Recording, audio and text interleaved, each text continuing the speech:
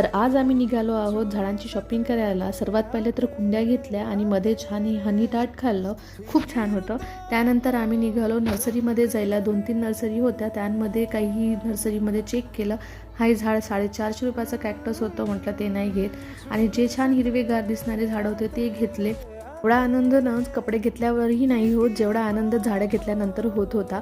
रस्त्यात असे छान बोरं आणि शेंगा वगैरे घेतल्या आणि घरी निघालो। घरी गेल्यानंतर आम्ही आर्याच्या मदतीने जे आहे जे झाडं होते ठेवलेले गाडीतले ते काढून घेतले। त्यापूर्वी मी दाखवते, हे जे आहे 4 वर्षापूर्वी आम्ही या घरी आलो होतो आणि मी हे सर्व झाडं लावले आहे। एकूण एक झाड मी माझ्या हाताने लावलं आहे। आंब्याचं झाड आणि करंजीचं झाड एवढं मोठं झालं आहे, एकदम छोटंसं रोपटं होतं। यामध्ये जे आहे छोटा आवळ्याचं झाड आहे, कढीपत्त्याचं, चिकूचं, निंबूचं आणि यावेळेस तर जवळपास 40-50 निंब निघाली या झाडापासनं। बाकीही काही झाडं आहेत। चला मी आता हे गाडीतले सर्व झाडं काढून घेते। चला भेटूया नेक्स्ट ब्लॉगमध्ये।